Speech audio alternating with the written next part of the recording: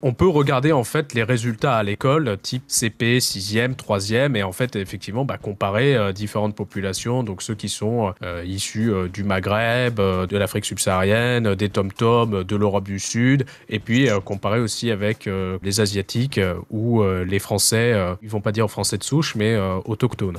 On va dire pour tout ce qui est accès à l'éducation. Ouais. On va séparer tout ce qui est école et tout ce qui est familial, le reste, quoi. On ne choisit pas ses parents. Tout à fait. Ce n'est pas la faute de la France, quoi. Si t'as des parents qui sont bêtes, qui ne prennent pas l'initiative de t'apprendre des trucs. L'idée, c'est que les parents n'ont pas les codes et les cultures, ce que en sociologie ils appellent par exemple l'habitus.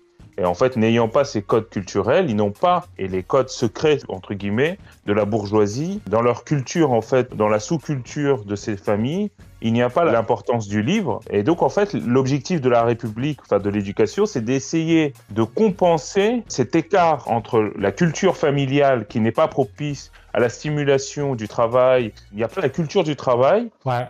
Et donc, en fait, l'éducation nationale considère qu'en fait, disons, un Maghrébin et un Français vont partir. Disons, ils font une course de 100 mètres, mais sauf que le Maghrébin, il doit attendre, il part 50 mètres plus loin ou en arrière. Ils analysent tout comme ça. Par exemple, ils vont voir que si dans une famille, il n'y a pas de bibliothèque et que dans la famille d'un tel, il y a une bibliothèque, ils vont établir des liens de causalité.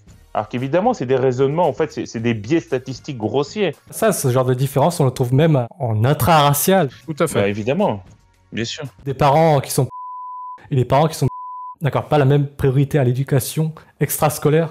Donc, quand on parle d'éducation, il y a tout ce qui est scolaire et tout ce qui est extrascolaire, pour faire simple. Si tu veux, c'est que si l'extrascolaire avait, imaginons, un impact sur ton devenir socio-économique, du coup, je sais pas, tu fais des échecs en extrascolaire, ça t'ouvre des portes, j'en sais rien, ça te permet d'avoir des diplômes, après de gagner de l'argent, et puis de transmettre ça à tes enfants, etc.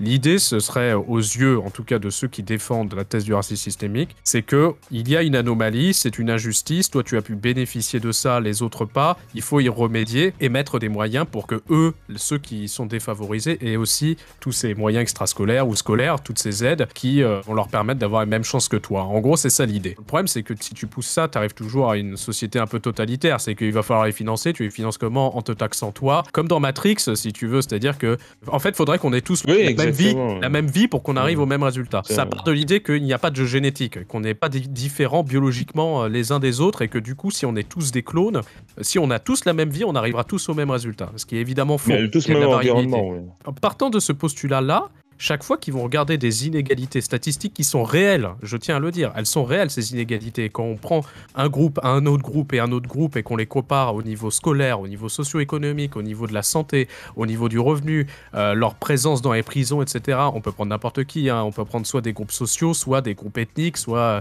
garçons-filles, etc. On peut trouver des inégalités et à ce moment-là, ils vont l'argumenter en disant ces inégalités, la seule explication possible de ces inégalités, c'est une différence d'environnement. Lui, il a eu un bon environnement, lui, il a eu un mauvais environnement. Arrête de nous raconter tes conneries. Après, peut-être qu'il faut donner des exemples très très concrets, peut-être ça paraît très abstrait. Pour les théoriciens du racisme systémique, tout et n'importe quoi peut être un obstacle pour la réussite d'un Afro-Américain. Par exemple, il y a eu, dans l'article de sociologie, là, ils ont pris comme exemple, par exemple, Monopoly. Il y a eu un Monopoly afro-américain qui était sorti, et ce Monopoly afro-américain a été remplacé, en fait, c'est-à-dire qu'au lieu d'avoir des hôtels, en fait, tu avais des maisons de passe.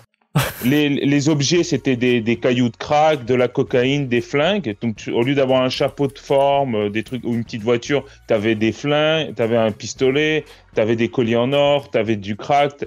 T'as les rues, c'est des rues de prostituées, de deals, etc. Monopoly version gangsta. Ouais. Ah ouais, c'était un Monopoly gangsta en fait. Et les sociologues ont analysé ça en disant voilà, c'est une. Non mais c'est vrai, ça a fait même polémique, ça a été retiré. Et en fait, ce qui est trop d'ailleurs pour l'anecdote. Ah non, c'était ça, c'était comme un GTA, mais c'était un peu bien plus vieux que ça, en fait. Mais ils en parlent, hein, ils donnent des détails. Par exemple, tu n'allais pas en prison, mais si tu finissais en maison de correction, mais si t'arrivais à corrompre, t'avais de la prostitution, t'avais des cartes comme ça, où si tu tirais aux cartes, tu pouvais devenir le roi des Macs, ou sinon t'essayais d'avoir le meilleur deal, les meilleurs coins de deal. L'idée, c'est que ce jeu favorisait... Et ce jeu, en fait, ces sociologues analysaient ça en disant, voilà, ça structure mentalement le jeune afro-américain à s'identifier à cette culture, c'est-à-dire que la culture afro-américaine, c'est que ça. Et donc, en fait, dans son esprit, l'école n'est pas une valeur de performance, de réussite. En gros, il pourrait réussir à l'école, mais il le fait pas parce que dans le racisme systémique dans lequel il baigne, imposé par les Blancs lui imposent une représentation de lui qui est rappeur, criminel, sportif. Et donc, chez ces sociologues, ils vont dire, bah voilà, eux ils vont dire, oui, bien sûr qu'il y a des différences. Oui, on constate des différences de réussite, des différences, etc., entre Afro-Américains et les Blancs, etc.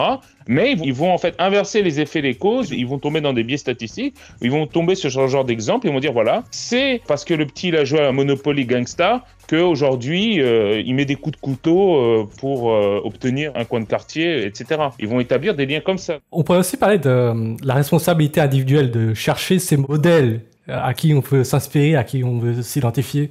Par exemple, un gosse blanc, même si on lui propose plusieurs modèles, tu vois, plusieurs Monopoly, lui, il a le choix de s'identifier, on va dire, à un blanc qui est médecin ou à un blanc qui est racaille, tu vois, parce qu'il y en a aussi.